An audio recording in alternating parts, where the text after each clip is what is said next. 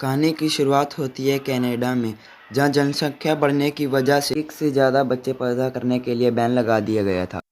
किसी को दूसरा बच्चा पैदा करने की इजाज़त नहीं है, फिर चाहे पहला बच्चा उनका मर ही क्यों ना जाए।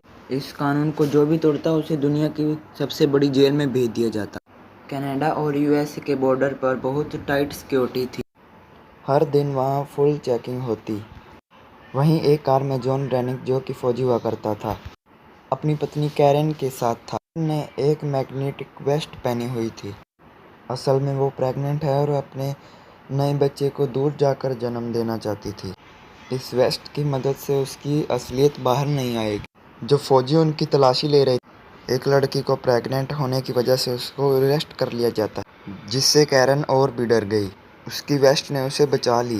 उनके बाहर आने के बाद एक फौजी ने उसकी वेस्ट देख ली और कई सोल्जर्स उनके पीछे भागने लगे।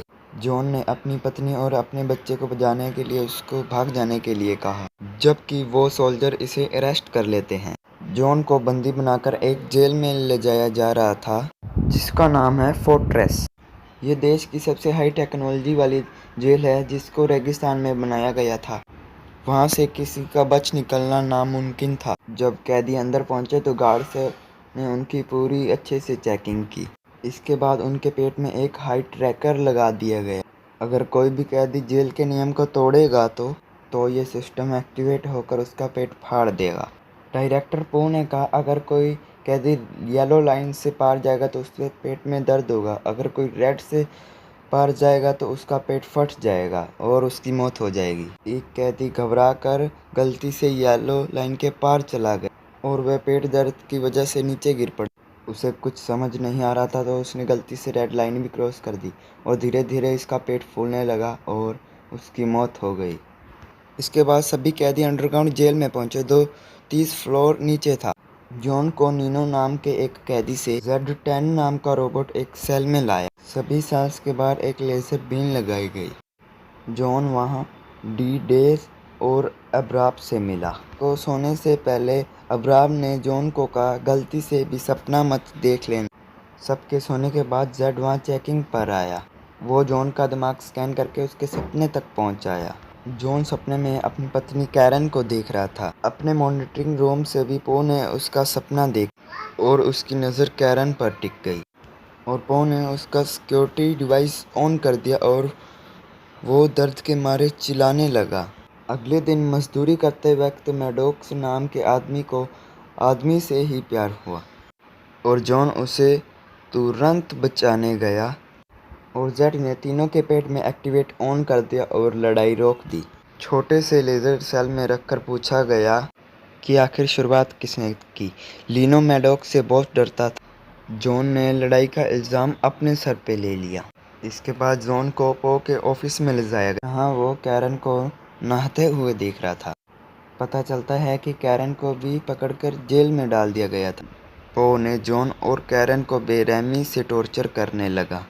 अब्राम ने बताया, फ्लोर ए और बी में सभी ही महिलाएं हैं और कैरेन भी वहीं होगी। उधर कैरेन जेल में दूसरी प्रेग्नेंट लड़की के साथ थी। जैसे ही उसे दर्द हुआ, गार्ड्स उसे जबरदस्ती पकड़ कर ले गए। कैरेन को एहसास हुआ कि वहाँ हर एक बच्चों के साथ कुछ किया जा रहा है और उधर आदमियों की जेल में मैडॉक्स और जॉन की फाइट हो गई। कैरेन अपने फ्लोर से जॉन को देखकर हैरान रह गई। मुकाबला टक्कर का चल रहा था, लेकिन गलती से मैडॉक्स का पैर फिसल गया और उसने किनारे को पकड़ लिया। पू ने जॉन को ऑर्डर दिया कि इसे नीचे गिर दे। जॉन उसकी बात को इग्नोर करते हुए और मैडॉक्स की उसने जान बचा ली। गुस्से में पू ने मैडॉक्स के पेट में डिवाइस लगा को एक्टिवेट कर दिया और उसकी मौत हो गई। जॉन ने बड़ी चालाकी से अपना डिवाइस लीनो को दे दिया। इसके बाद कैरेन को एक कमरे में लाया गया। जॉन एक गोल मशीन पर बंधा हुआ था और इस कमरे का नाम है माइंड चैम्बर। कैरेन को जॉन को समझाने के लिए भेजा था और अब मशीन ज़ोर ज़ोर से घूमने लगी, जिससे जॉन के दिमाग में गड़बड़ी शुरू हो गई। ये पो का ऑर्डर ना मानने की सज़ा थी। जॉन को अपने पुराने दिन याद आ गए। 3 दिन बाद पो ने कैरेन को अपने ऑफिस में बुलाया। वो समझ नहीं पा रहा था कि जॉन 3 दिन से इस मशीन पर कैसे टिका हुआ है, जबकि ज़्यादातर लोग तो 1 घंटे में ही मर जाते हैं। पो ने कैरन से कहा, जॉन को तलाक देकर उसकी हो जाए तो वो जॉन और उसके होने वाले बच्चे को रिहा कर देगा। अपने पति और होने वाले बच्चे वो ना चाहते भी राजी हो गई और जॉन एक जिंदा लाश बन चुका था। वह किसी से कोई बात नहीं करता था, यहाँ तक कि उसे कोई दर्द भी महसूस नहीं होता था। कैरन अब पो के साथ रहने लगी थी। एक रात उसने देखा कि पो अपने शरीर पर कई तारे जोड़कर बैठा है। पता चलता है कि पो एक मॉडिफाई एडवांस ह्यूमन है। ना उसे खाने पीने की ज़रूरत है और ना ही उसे सोने की। बस महीने में एक बार उसे अपनी बैटरी चार्ज करनी पड़ती। जेल में पैदा होने वाले बच्चों के साथ यही किया जाता है।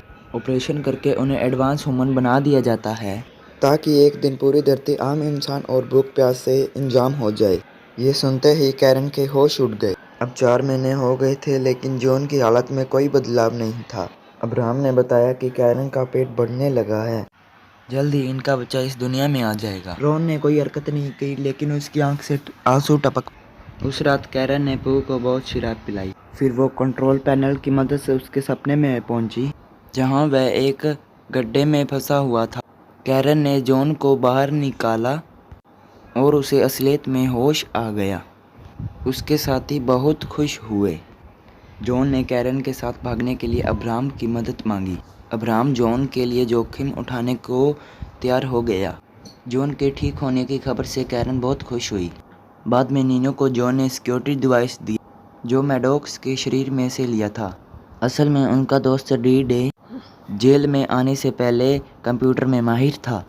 उसने उस डिवाइस की अच्छे से जांच करने का फैसला किया। कैरन ने पो की एक हीरे जैसी चीज़ चुरा ली।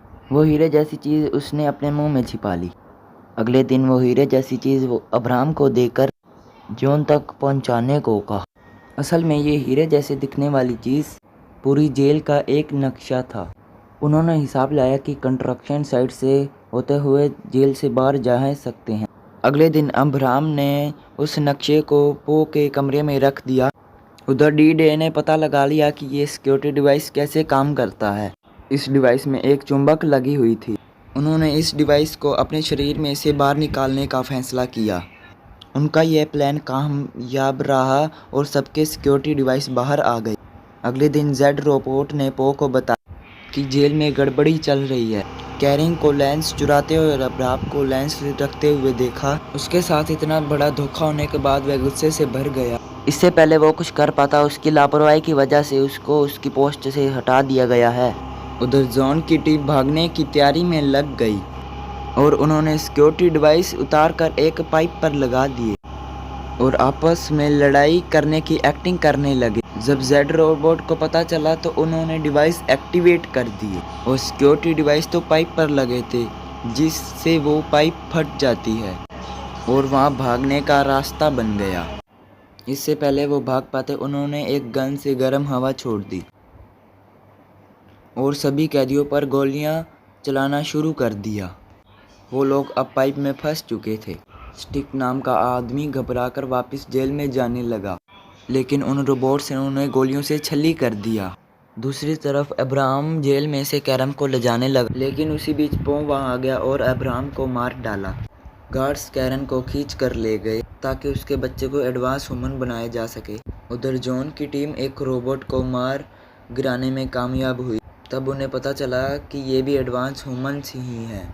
जॉन ने उसकी गन उठाई और सारों का सामना करते हुए जेल में पहुंचा। आखिरकार सब एक लिफ्ट में चढ़कर ऊपर जाने लगे। उन्होंने पो के ऑफिस में जाके कैरन को ढूंढा। जॉन की नज़र स्क्रीन पर पड़ी, जहां डॉक्टर उसके और कैरन के बच्चे को ज़बरदस्ती बाहर निकाल रहे थे।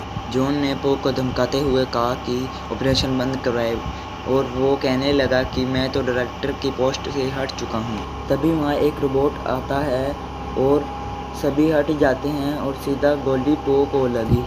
उसके मरने के बाद डी-डे ने डॉक्टर को रोकने की कोशिश की। ऐसा करने से पहले ही रोबोट ने गोली मार दी और जॉन ने अपनी दोस्त की मौत का बदला लिया। बची कुची ताकत से उसने बिजली को बंद कर दिया। डॉक्टर्स भी रुक गए और सिक्योरिटी सिस्टम भी बंद हो गया, जिसका फ़ायदा उठाकर सारे कैदी जेल से भाग गए। अब सिर्फ जॉन और लिनो वहाँ बचे थे। वो कैरन को बचाने पहुंचे और डॉक्टर से छुड़वा कर लाए। अब वो भाग निकले और सीधा मैक्सिको के बॉर्डर में ही जाके रुके। अब कैरन बच्चे को जन्म देने ही वाली थी। एक ट्रक अचानक आ जाता है जिसको प्रिजन से कनेक्ट किया होता है। ट्रक ने लिनो को कुचल कर मार डाला। जॉन उसका सामना करने बाहर गया। कैरन झोपड़ी में तड़प रही। जॉन ने ट्रक को धमाके से उड़ा दिया, लेकिन बदकिस्मत से वह ट्रक झोपड़ी से टकरा गया और कैरन भी मलबे के नीचे फंस गई। जॉन अपनी पत्नी को ढूंढने लगा, लेकिन वो वहाँ से पहले ही निकल गई थी और उसके हाथ में एक प्यारा सा बच्चा था। आखिरकार जॉन और कैरन अपने बच्चे को बचाने के लिए कामयाब हो ही गए। एंड वीडियो को लाइक करें, चैनल को सब्सक्राइब करें।